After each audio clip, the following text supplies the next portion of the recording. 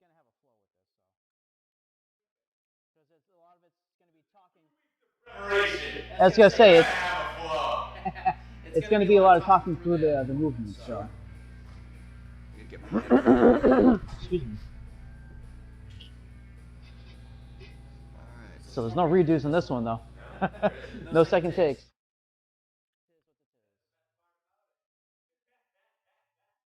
They have to go improv, then they go improv. Posture. So, like that.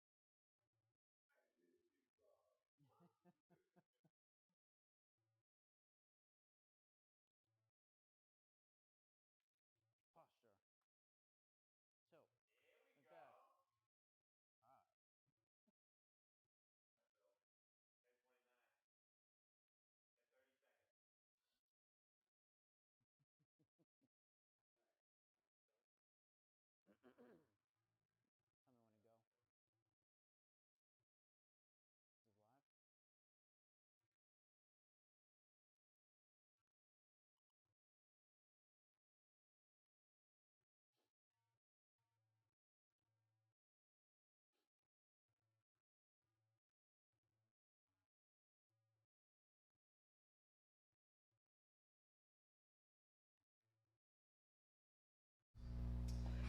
Hi, welcome to the first ever Coaches Clinic sponsored by Golden Home Fitness. I am Coach JJ, a personal trainer here with Golden Home Fitness.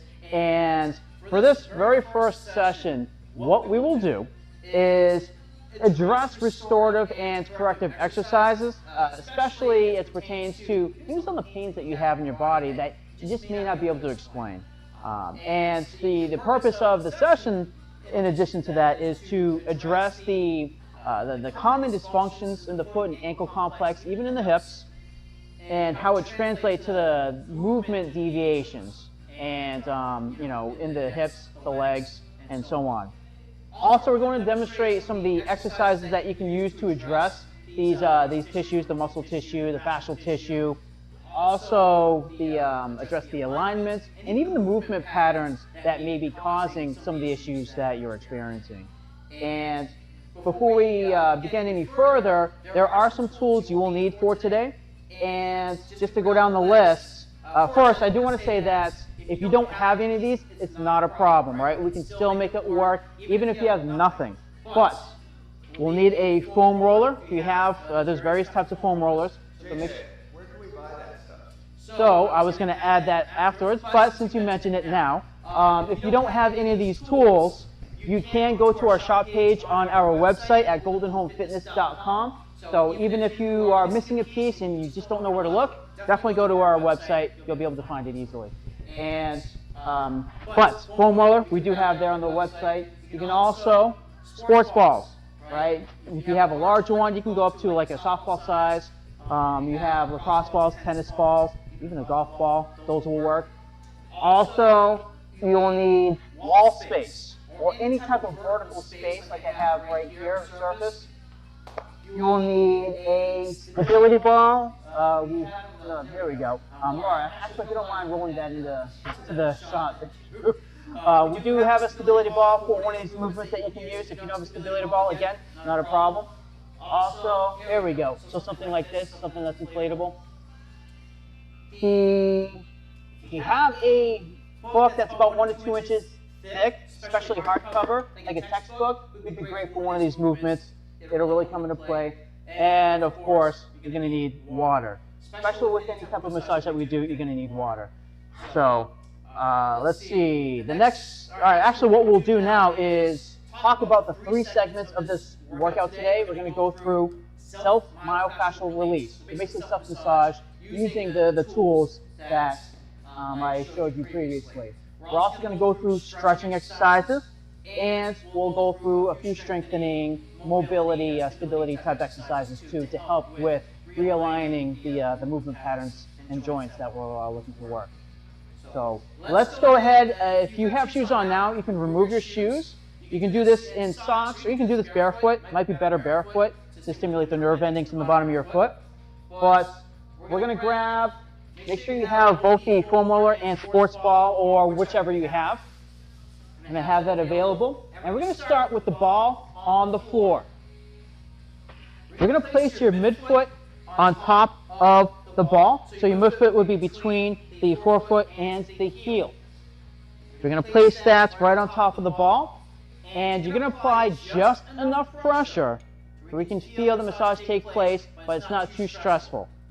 I understand some of you may feel this a little bit more than others, and that's fine. So just do what you can tolerate.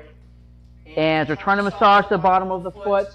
You want to slowly probe through, finding those adhesions, those trigger points. When you find one, like I'm finding one right now, hang on that spot, breathe through, and through your nose, out your mouth, until you start to feel that subside, right? That pain should subside, that discomfort. When that happens, to slowly move off of that point, searching for the next spot.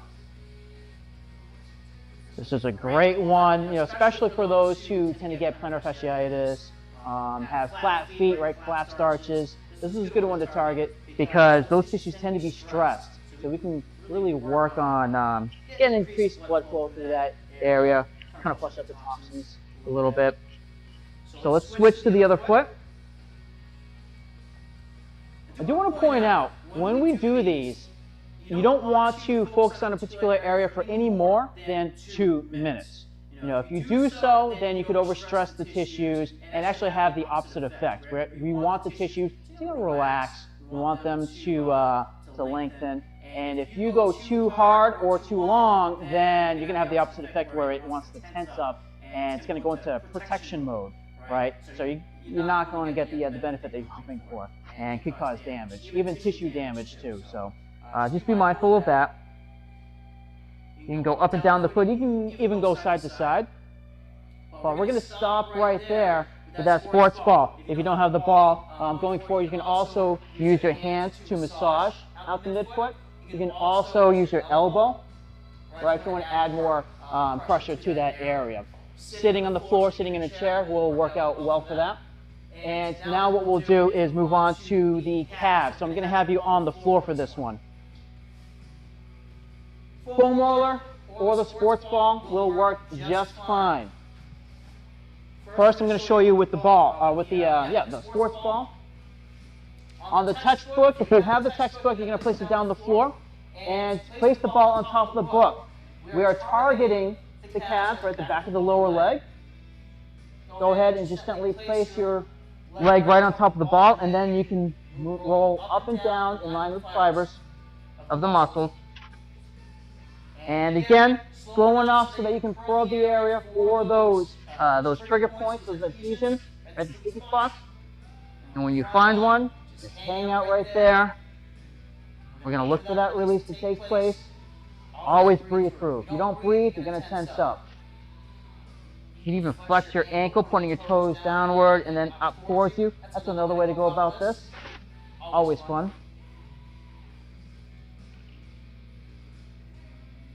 Good, good. And especially if you're using the ball, even with the foam roller too, you may need to focus more on the upper half and then the lower half afterwards, right? You may have to section it out. But next, I'm going to show you the other leg using the foam roller. Placing my calf right on top of the foam roller, my other leg's going to help give me that leverage, so as I pick my hips up off the floor, I can more easily roll up and down. You don't have to just roll up and down. You can roll side to side as well, especially when you find that area that needs to be addressed. But again, apply just enough pressure that you need. If you need a little bit more pressure because you're not feeling too much, go ahead and cross the leg. And you can see in my face I feel this a lot more. But the calves are very important to address though, because they tend to be, the muscles tend to be shortened, right, from a lot of the activities that we do, whether it be like driving. Sometimes it's going to be an alignment issue there where the toes might be pointing out a lot more. So the structure will be off of its alignment. Also too, shoes, shoe wear is big. High heel shoes, and not just talking about like women's shoes with heels, but also men's dress shoes. Sneakers tend to have a thicker heel than the toes, so anything that lifts the heels higher than the toes could, over time, cause shortening of the calf. So we really need to work on getting that addressed. So let's go ahead and we're going to move up the leg to the hamstring, so the back of the thigh. And you can also use the ball and textbook for this one, if you like. So again, just put the back of the thigh right on top of the ball, and then you can move. The textbook is nice because it just elevates, so it allows you to apply more pressure. You can also use the foam roller right here. Make sure you keep the hips off the floor. I find the ball, it tends to pinpoint those trigger points a little bit more, so you can find them and really work on them. But the foam roller is great for hitting a general area, right, a larger area.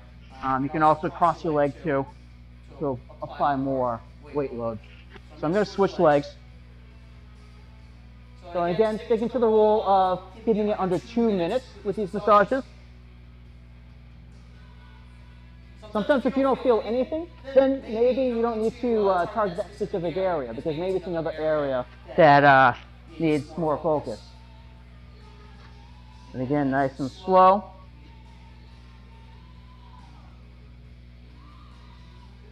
Good, good. So we're going to stop with the hamstrings, and we're going to move to the front of the thigh, the quadriceps. Again, you can use the ball. If you don't have a foam roller, that's fine. But we're going to use the foam roller for this one. Now, you can either position yourself on top of the foam roller, or you can sit and just use the foam roller to massage out the quadriceps. All right, so there are different ways to use this. Same thing with the ball. You can just roll it on your thigh. But let's go ahead and flip over so that you are face down. The middle of your thigh will be right on top of the foam roller. And I'll show you from this angle. My other leg, I'm going to keep off the floor. I can have my foot positioned this way. I can have the knee down. Whatever's going to work best for you. Trust me, it takes a few times, practice rounds to really figure out what the best position is for you. Keep it between the hip and the knee. Never cross over the knee. Right? We certainly don't want to hurt the joint. Do not be surprised if you feel one side of the body more so than the other. All right, we are not really symmetrical. With a lot of the activities that we do, we tend to be one side dominant, right? Yeah, I'm really laughing because that's definitely true. So, if that's the case, feel free to focus more on that, the side that has the bigger issue, right?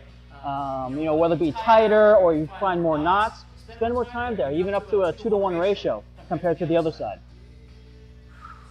So again, find that spot, hang out there, breathe through it until you start to feel that release. And then you'll slowly move on.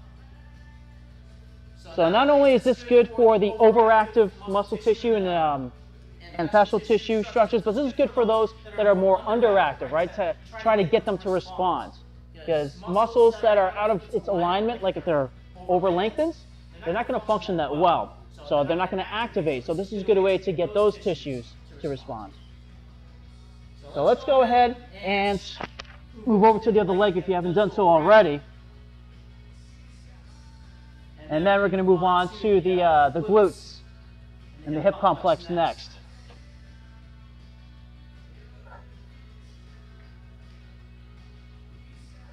Doing good. We're going to get the center of the thigh. It's a larger area, so we might spend more time here. Put the center a little bit on the inside as well as the outside.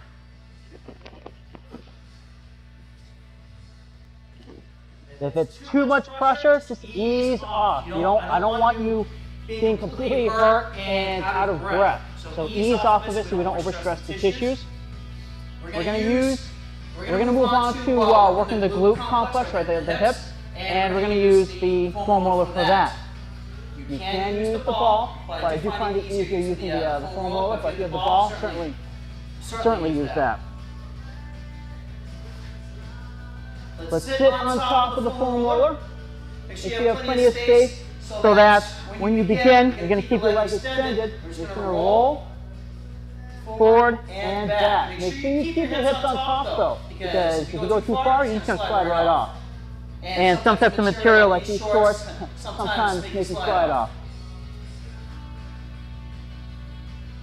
Now that region is a big region, so you can also turn in a little bit more to hit the outer part of the of those glutes. And when you find those fun spots, hang out, and one thing you can do is just wait for the release, or you can even pull in your knee, slowly extend, pull in, and straighten. So I'm going to switch to the other leg, or the other hip rather. So same thing. And this is why the roller is really good for this, because it's much better to cover more area through that region. So remember, don't forget the outside, as well as straight on top. Find that spot, work through it, or just breathe.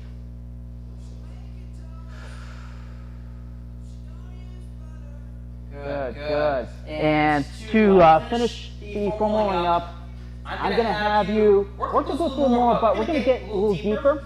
So we're going to do a figure 4 leg cross, so the ankle is just above the knee, and we're going to target not only just the glutes, but some of them also deeper than that, like the piriformis, that it contributes to sciatic nerve pain. So this is one that most people probably feel. And if you tend to get that sciatic nerve pain, hopefully not frequently, but regularly, then it's good to really address this. Again, only apply the pressure that you can tolerate. And let's switch to the other side.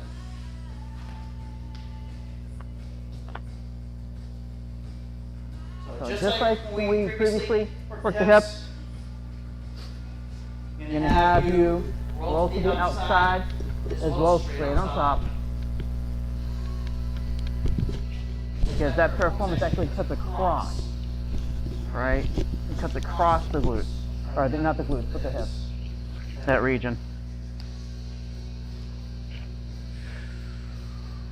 Isn't this fun?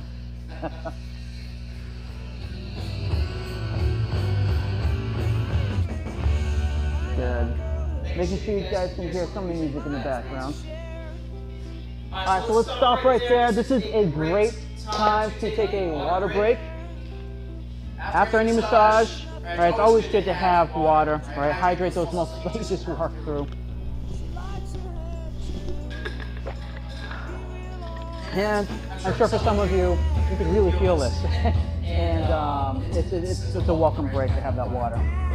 I do want to remind you before we move into the stretching that we need to think of our body as a chain, right? Our joints act as a chain, as we know it as the kinetic chain. So from the ankles, knees, hips, all the way up, right, even up to the shoulders. If one area is affected, then the joint above and below will also be directly impacted. So another reason why it's important to get a lot of this work in. All right, let's move on to the stretching.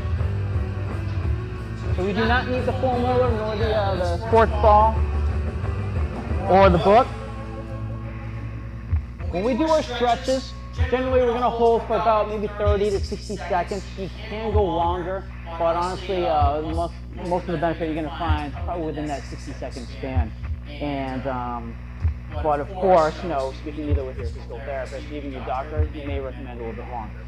But what we'll do is start with the bottom of your foot, okay, known as the plantar surface of your foot. You're going to need a wall for this one, or any vertical surface. What I want you to do is take your toes, place that on the wall. Try to get all the toes if possible on the wall. You're going to slide the forefoot down towards the floor to what you can tolerate, so we can stretch the tissues on the bottom of the foot. This is one thing I don't think we do too much of, is stretching the feet. While you do that, see if we can separate the toes as well, right? While you push the forefoot down, separate the toes.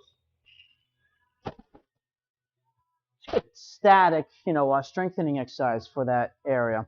Let's switch to the other foot. Again, get as many of the toes on that wall as you can.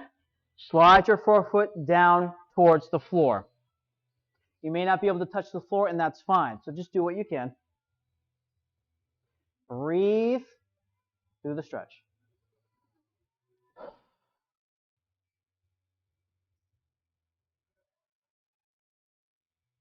Good, good. So let's take it off of that stretch. Take the foot away from the wall. And remember, we're always applying light tension with these stretches. You don't want to go too intense because, like I mentioned earlier, you might overstress the tissue. And you might get the opposite effect where it wants to tighten rather than allow you to loosen it up. Because you don't want it in that protection mode in this case. So we just worked the bottom of the foot. Let's go ahead and get the calves. So again, we're going to get the lower leg. Use your wall once again. And I'm going to stagger your stance so that one foot is forward, the other leg is back behind you. But here's what's important to understand. When we naturally go into that position, your toes tend to angle outwards in the back leg. So let's straighten it out so the toes point forward. If you have a mirror, you can definitely see this, or just look down. But make sure we keep that back foot so the toes point forward. Same thing with the front. Keep your heel down in that back foot. And then what we'll do is just shift our body weight forward so the front knee moves forward until we can feel that stretch in the calves. Again, look down. Make sure that your foot's not turning out or the heel's moving in. If you're naturally, your natural stance is to have the toes out, this is going to happen to you a lot where your heel wants to move inward. So keep adjusting. We're going to switch legs. Again, watch that back foot. Keep the toes pointing forward. Now, some of you may have more range of motion in your ankles. Some of you, maybe this is all it takes to get that stretch. That's fine. That's fine. Everyone's at a different point. We all do different things in our life, right? Not everyone's doing the same job or doing the same movement patterns. So remember, it's not a competition as to who's more flexible than the other. We all are in our own lives.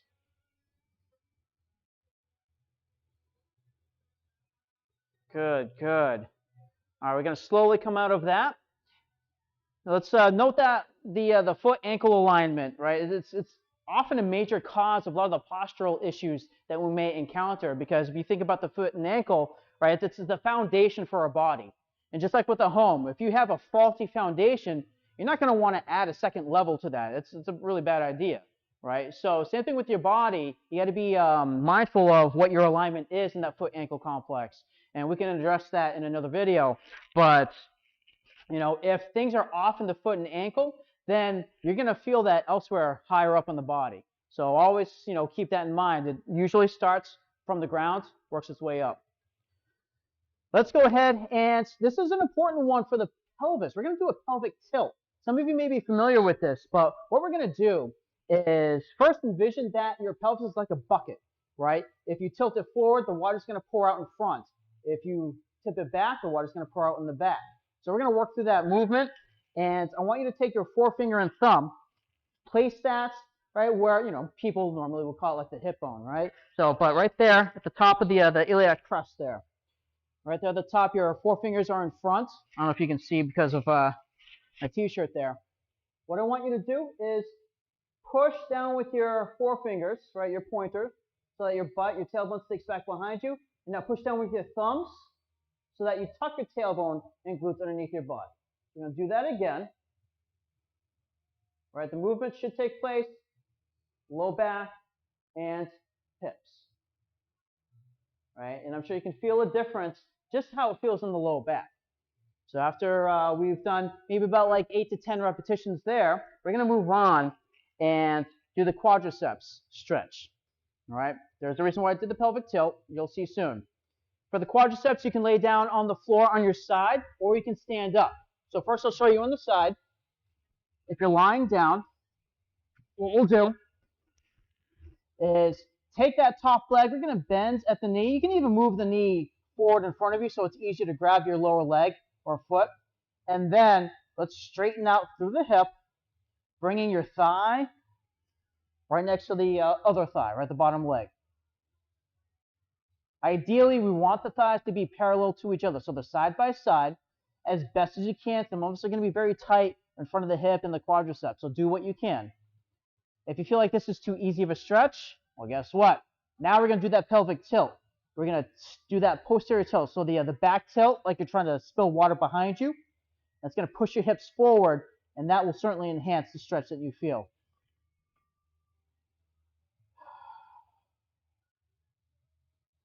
Good, good.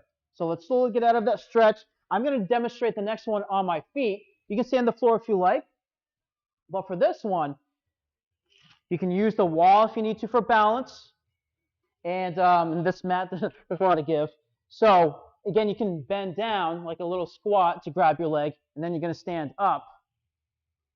And same thing, try to keep your thighs side by side, knees side by side. And I'm going to stand closer to this. Here we go. And again, that pelvic tilt. Tuck your tailbone and glutes underneath your body to enhance that stretch. It's going to be better for your alignment too, your body's alignment.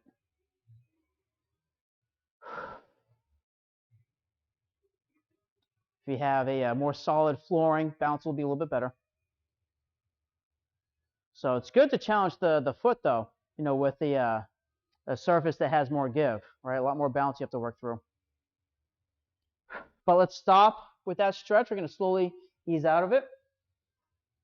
Good, very nice. Next, I didn't mention this in the beginning, but if you have a pillow or a pad for your knee, you're going to need that right here. Or if your floor is comfortable enough, then you can just put your knee right down on the floor. So what I'm going to have you do now, one leg forward. You're going to keep your hip stacked over the knee that's on the floor. Right? Hopefully the lines here are nice and vertical, nice and straight. Pay attention to that back leg. You want this in good alignment so that your toes point straight down into the floor and that the lower leg is in line with your thigh. Sometimes the leg will turn inward, the heel maybe turns out or turns in. So you want to try to keep it as straight as you can.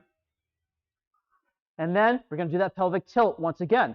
So tuck your tailbone and glutes underneath your body. It's a good way to activate the glutes because especially for this stretch, we're stretching the front of the hip and the quads. So get that glute activation. The muscles in front tend to relax a little bit better, so you can get more of a stretch. The spine nice and tall, proud chest. Don't worry, Bill, we just see your back, don't worry. And we're going to switch over to the other side. If you feel too much stretching with that, then just ease off of it, right? So same thing, keep your hips stacked over your knee. We're going to tuck the tailbone and butt underneath. Tall spine, proud chest.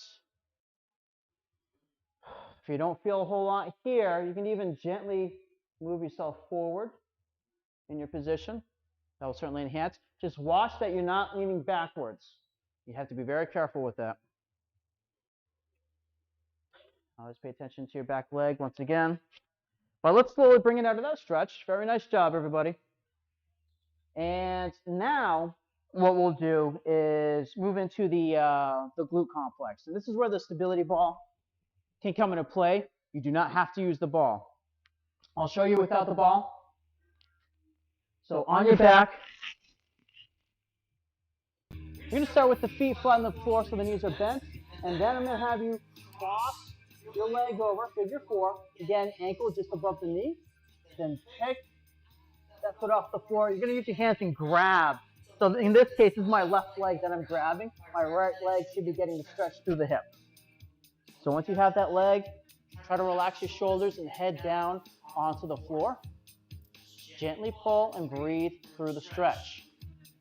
If you're using the stability ball, it's a little bit easier to do this. Just have both legs on top, cross, and let the ball, just pull the ball in, and you can easily get into that stretch. Now, I like this in that I get to keep the shoulders down, right? It's a little bit better for your posture, but the other stretch is just as fine. So let's switch.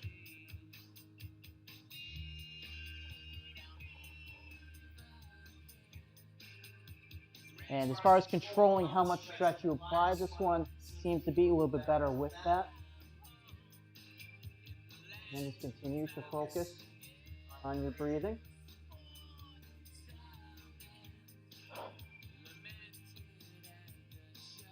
If Good, good. Let's get out of that stretch.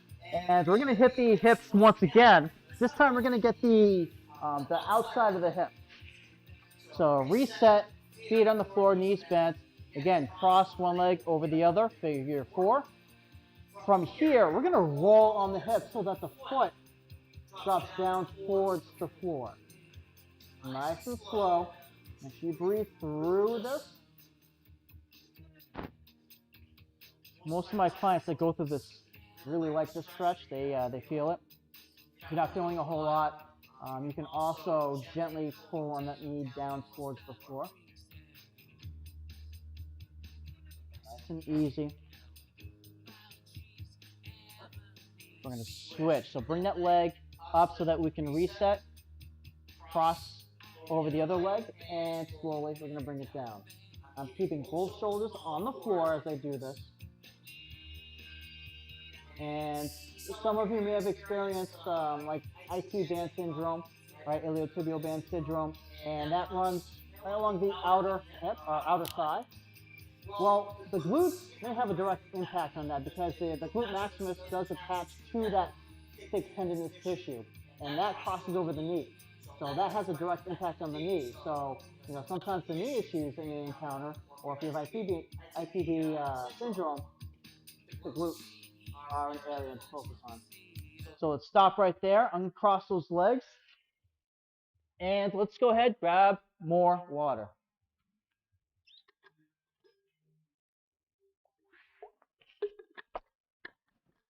All right, awesome job. Now we're going to go through some movements. Now that we've done the self-myofascial release and we've done stretching, so let's go ahead. And to start, we're going to stand up. I'm going to have you up against the wall once again, or whatever vertical surface you have. And before we even begin with that, let's keep in mind ground reaction forces, like we're going back in science class.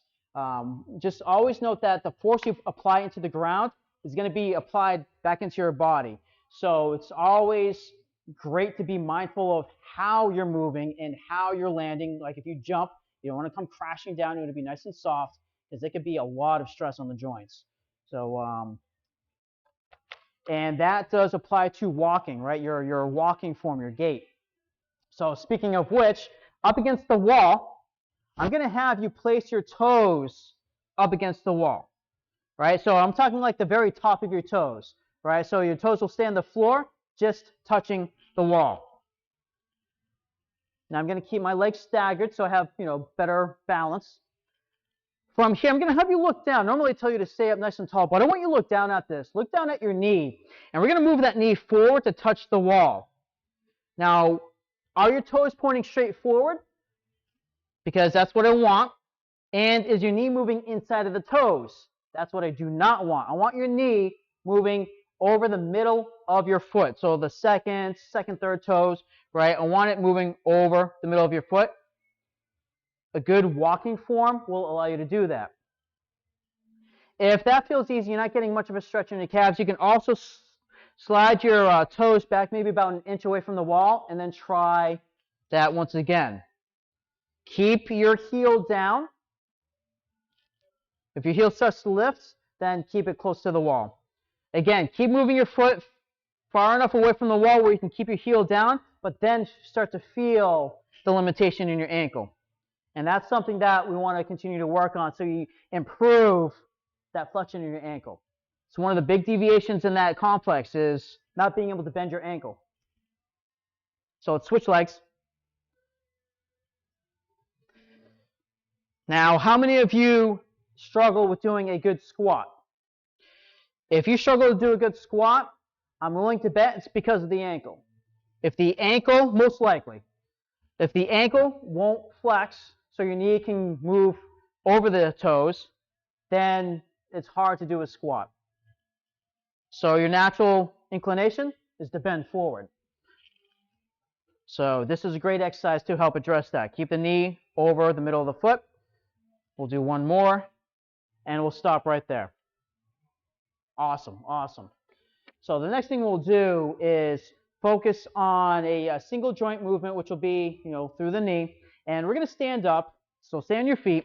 We're going to do a leg curl, which will help to activate the hamstrings. You can use the wall for balance if you like, but keep your thighs side by side as we do this, where you're going to bring the heel up towards your glutes. Now, you may not feel a whole lot here. Some of you might be restricted in movement, and that's fine. But what I'm going to challenge you with next is that tilt in your pelvis. So again, tuck your tailbone and glutes underneath your body, and then you should be able to feel the hamstrings activate even further. Just keep your spine nice and tall. Thighs side by side.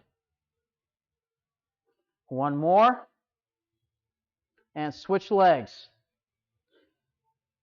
The hardest part to this may not even be the leg curl, but keeping your pelvis in the position we need it to be in.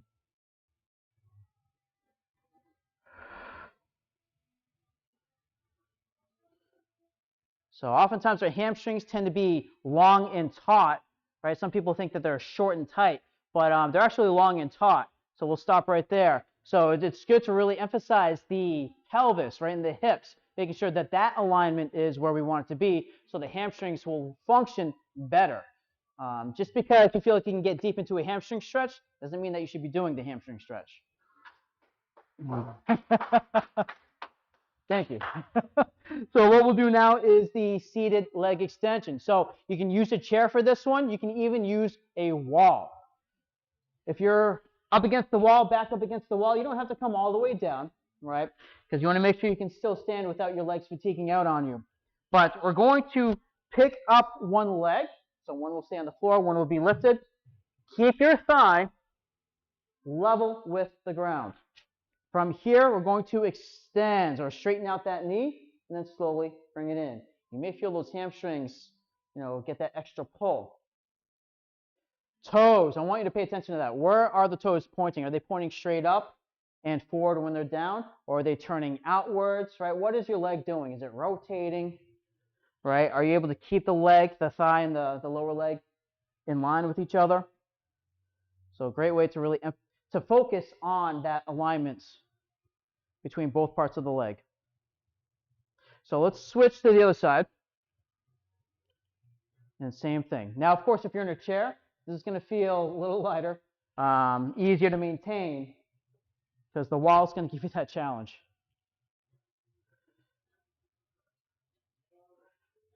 Doing good, doing good. Let's do 2 more reps.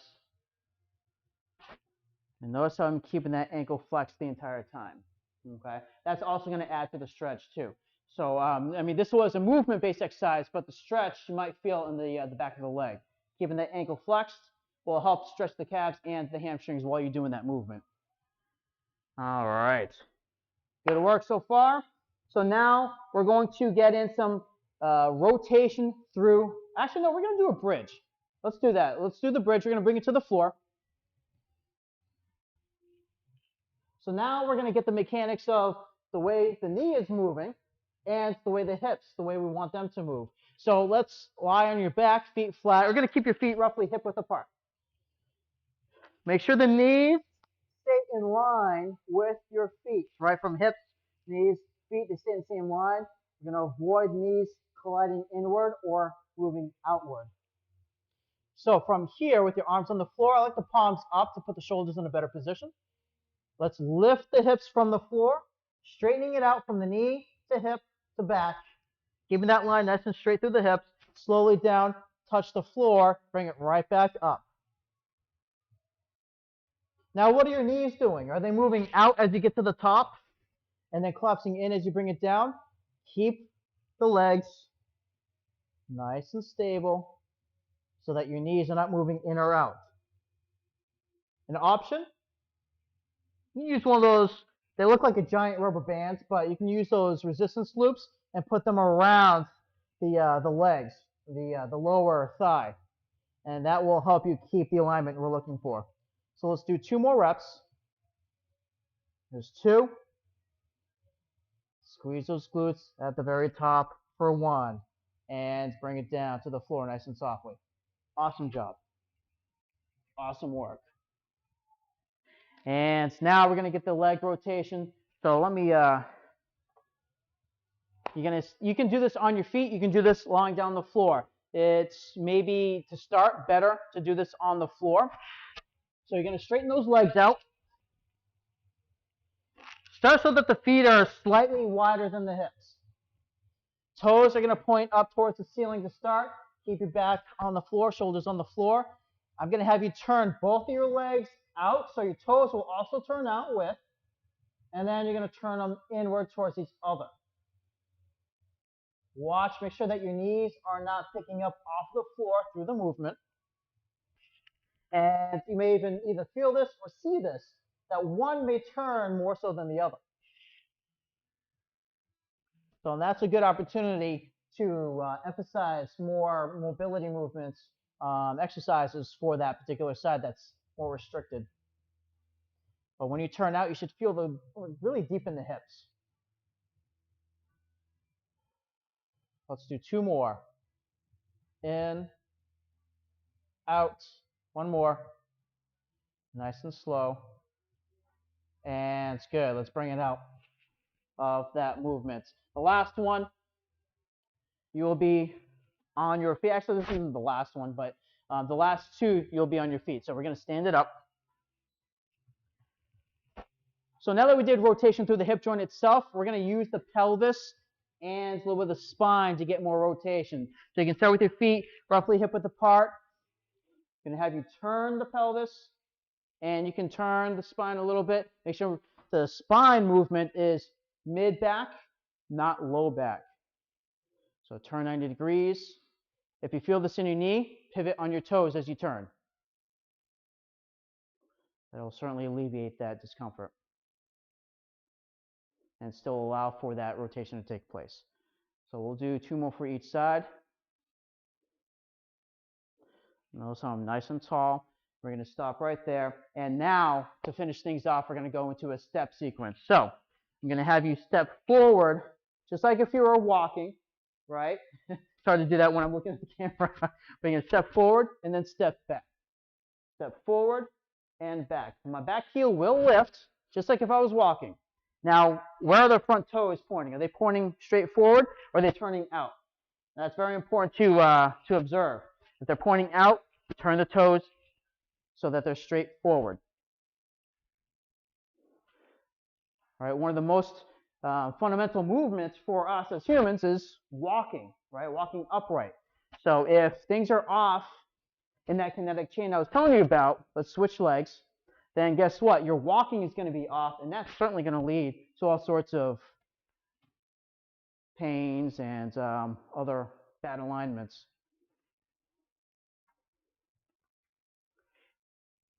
Good.